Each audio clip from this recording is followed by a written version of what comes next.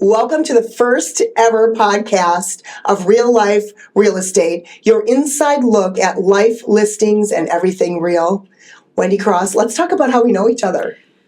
Oh my gosh, do you know that it goes back to Silverbrook Middle School? Sixth grade. We were, classmates together. Both had the same name, Wendy, which is unique for our age group a bit. So, it goes way back. A lot of years. Way back. And then, I think even though you lived in West Bend and I was raising kids in Slinger, we kind of lost touch with each other. Tell me about your life since high school and then, what happened to you about 3 years ago. Got it. Born and raised here in West Bend, came from a big family. My dad was a fireman here in town, so deeply rooted in this community. Tony and I, my husband, Pat, he passed away about 3 years ago, but him and I started dating in high school, so we had been together since 1988. Truly my best friend. We raised a family here. We have 3 daughters, and our youngest is 18 now, but about 3 years ago, almost, Tony had passed away from cancer. He had been diagnosed with a rare form of aggressive cancer in spring of 2020, and it was unfortunately just a 2-year struggle and journey, and then we lost him in July of 2022. And, let's talk about Tony. I think that was what I want to talk about. Tony was so awesome. He was so great. Yeah. He was the best. He, and him, and so many people knew who Tony was, and, just truly one of those prized humans that should not end up with cancer and should not pass away at 49 and leave, a wife and 3 kids behind in a community. But, he was funny. He was caring. He was,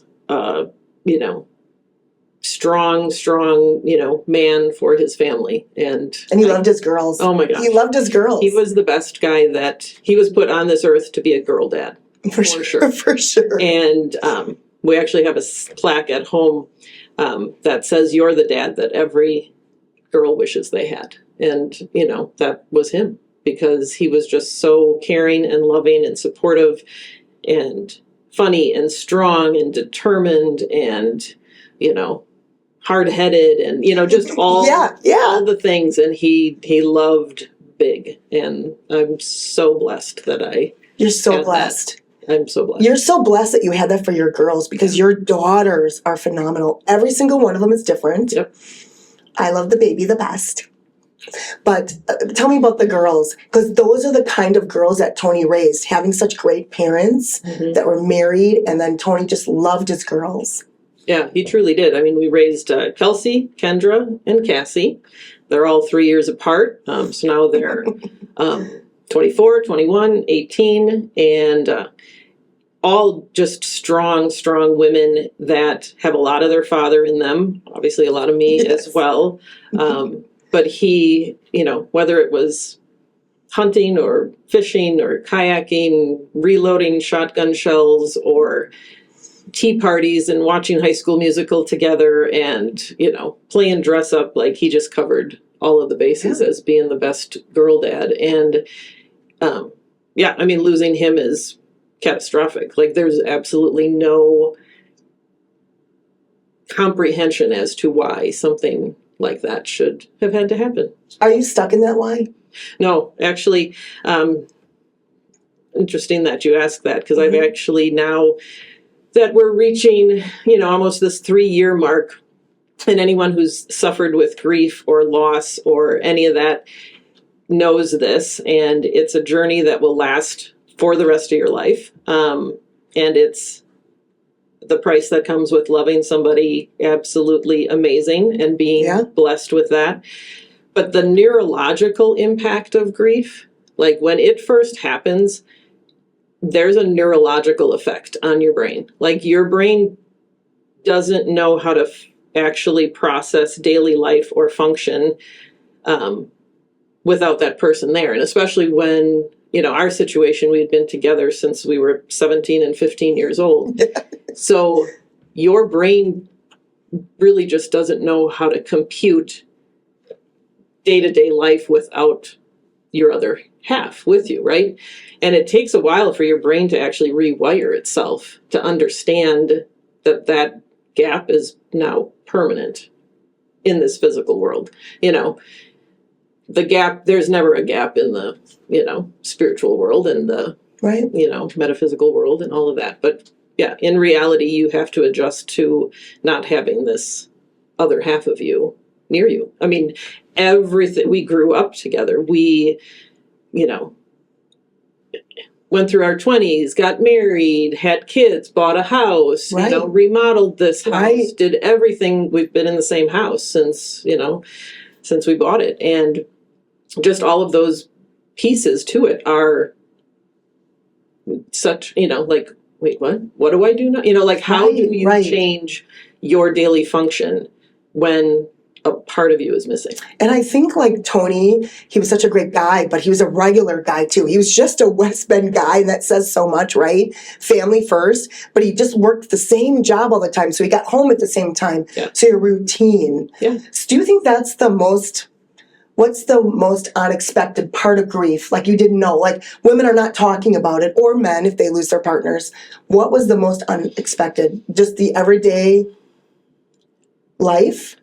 Yeah, I mean, initially, when it starts out, like I said, your brain can't comprehend that this person is not here, that you're Yeah. not able to have all of that incidental conversation, the deep conversations, the happy, the sad, the, you know, important things, but also just the, I can't tell him that.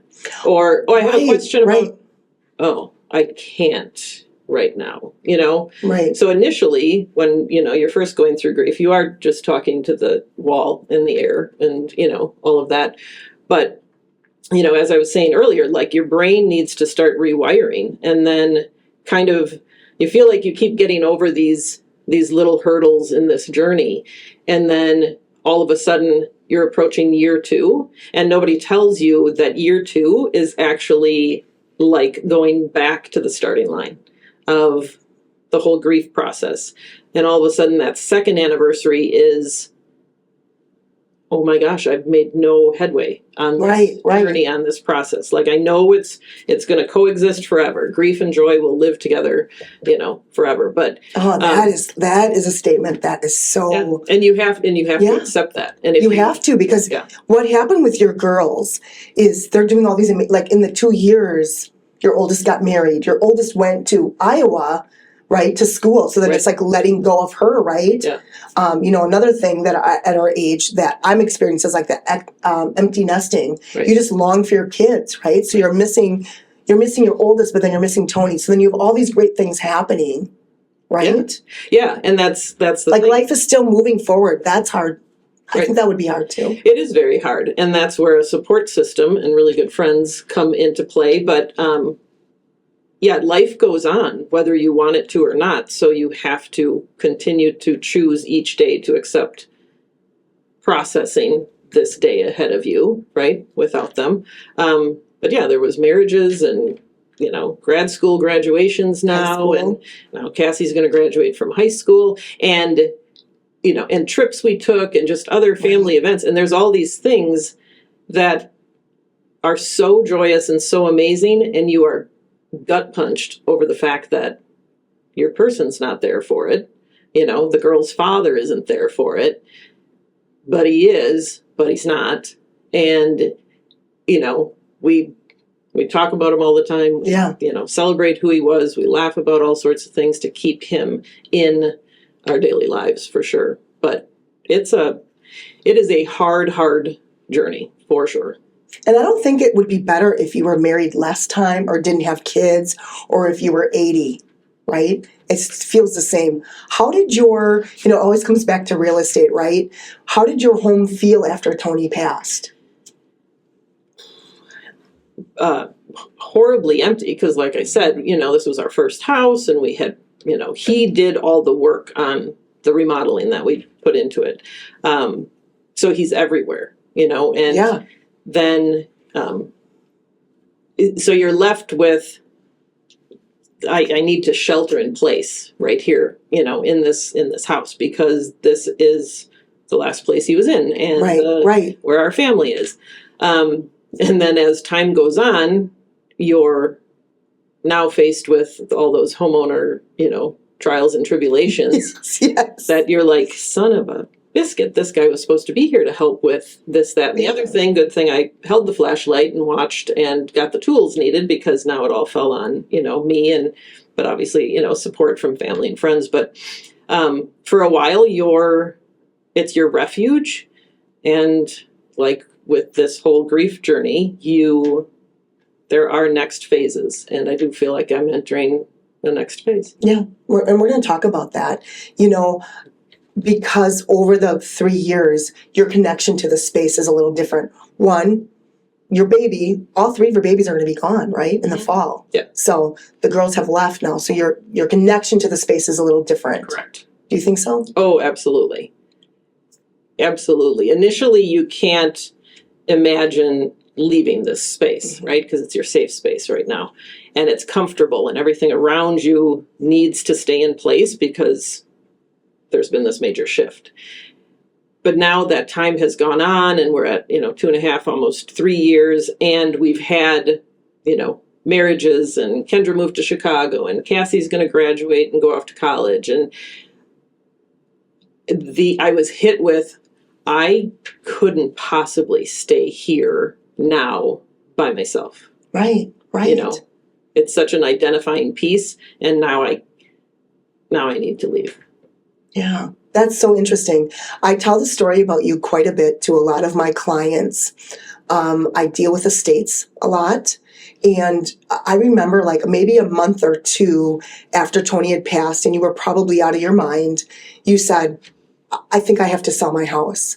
And I remember saying to you, like, can you afford it, right? Because you are, it's just your income now. Right. And you said, yeah, I don't owe any money on it. And I remember thinking, like, your husband died, but their daddy died. So we got to get your kids through high school. Right. Oh, for sure. Right. So I think that was super telling. What helped you the most when you felt when you do feel overwhelmed by the emotional or even practical decisions? Then versus now. Oh, then what helped you? Yeah, then versus now has been quite a road. Yeah, I mean, initially when I reached out to you, thank God you were like, no, we'll talk later. You're insane. Because I'm thinking I can't, maybe I shouldn't keep this house. Maybe I shouldn't keep it up. Maybe we should change everything, right now, even though it's my refuge. Maybe it needs to, we need to do something else, or, let's just get a condo, whatever it might have been. And you need to keep processing, because like I said earlier, your brain has to actually rewire itself, and that takes quite some time. So you shouldn't really make catastrophic decisions in the throes of grief. But, getting through all of that at the time, amazing neighbors, amazing friends, my family, I have a big family. They're a huge support, has really been what helps you navigate, because right. You can laugh about it, cry, make stupid jokes, be angry, all of the things. And the people around you, the true people around you, will show up. I think that's what happened to you and I. Like, we've known each other. Yeah.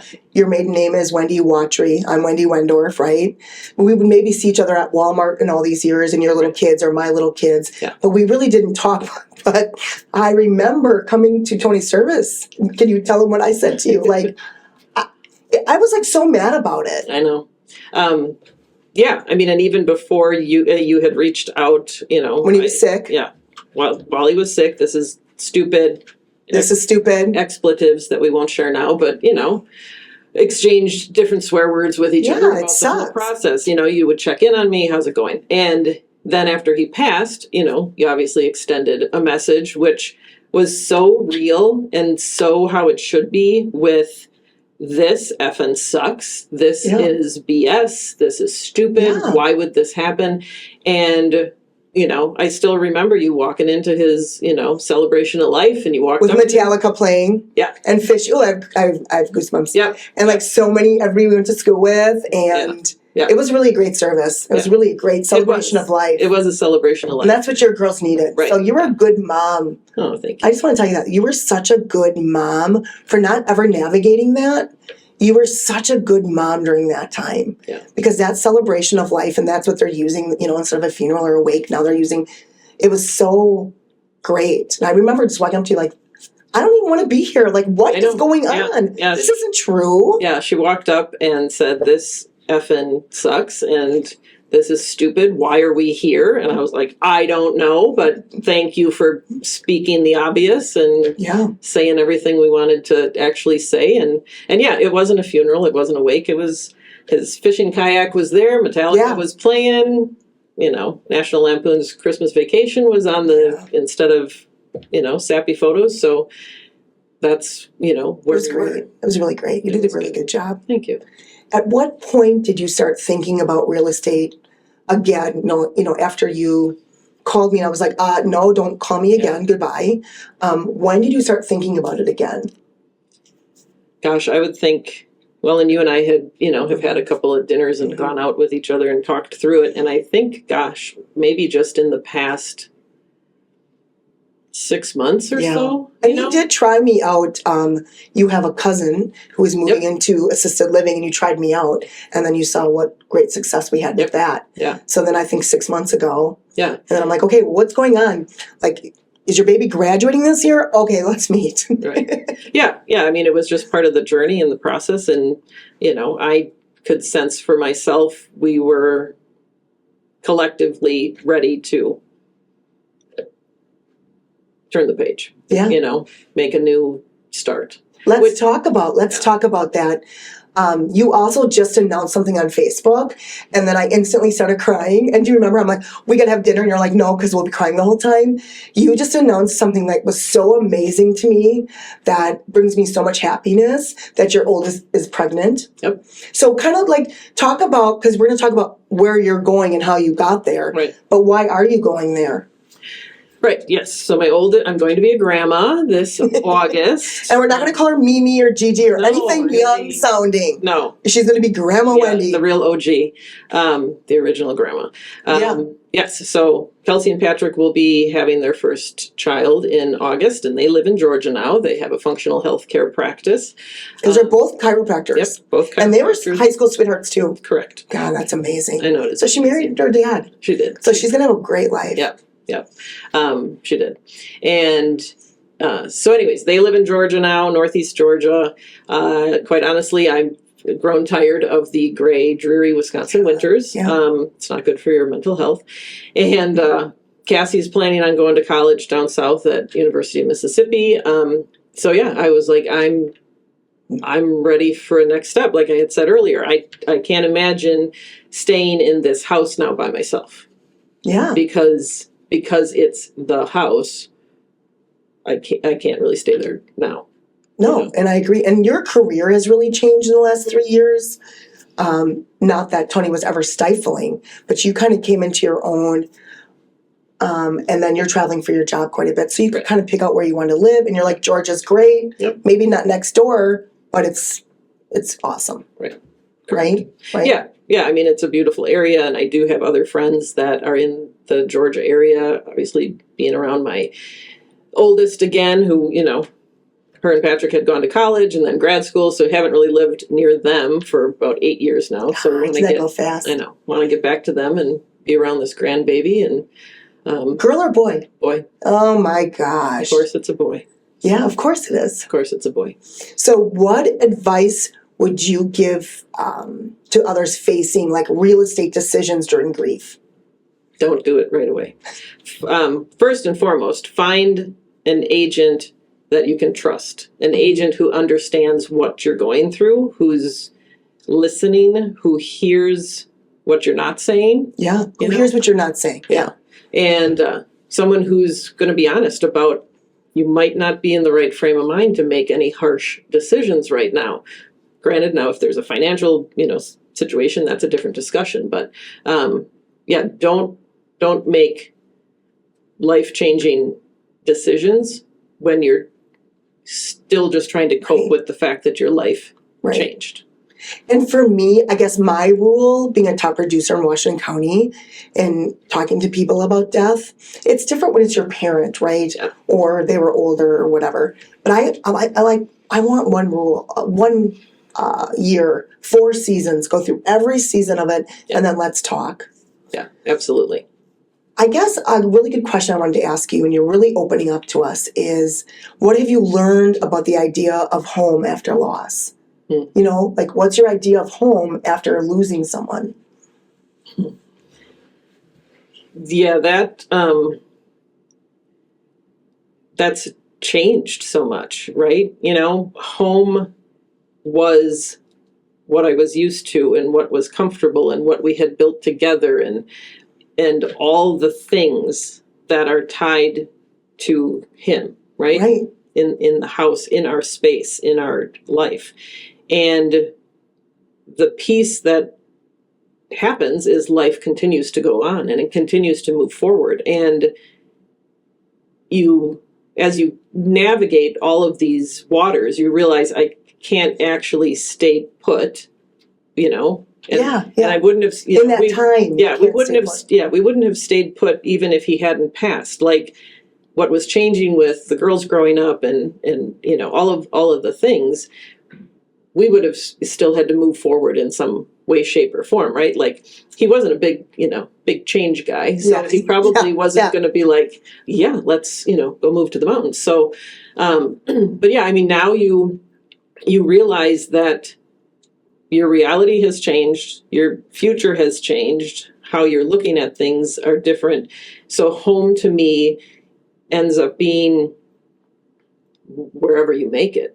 And, and where you want to make it, so is it staying in one place? Is it staying in the same town you was born and raised in? Or is home the next story somewhere else? A grandbaby in Georgia. Yeah, with a grandbaby and, new opportunities and new sights out that front door. So if you could say one thing that you wish people knew, like people supporting you, about supporting someone with grief, what would you say? Like, grief, when someone passes, it's hard for everybody to support you without, being creepy or like, I've already heard that. You know what I mean? You don't say hugs or I'm sorry, so, you know what I mean?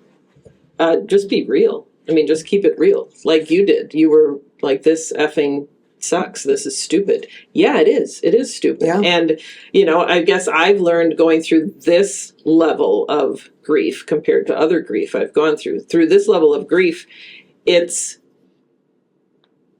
not, some of the catchphrases just don't land like you want them to. And just being real and being honest and saying, just taking it to a deeper level of, I can't imagine what you're going through, but I bet this really, really sucks, or whatever it might be, but just keep it real. Don't so no meal trains.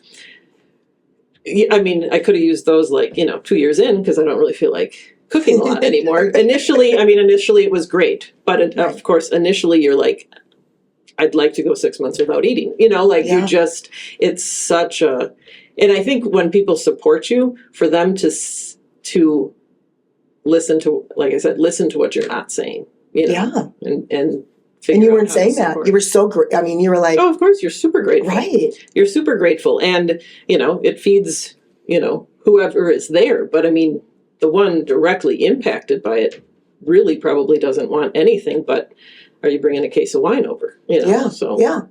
What has helped you find like new meaning or like purpose in this chapter?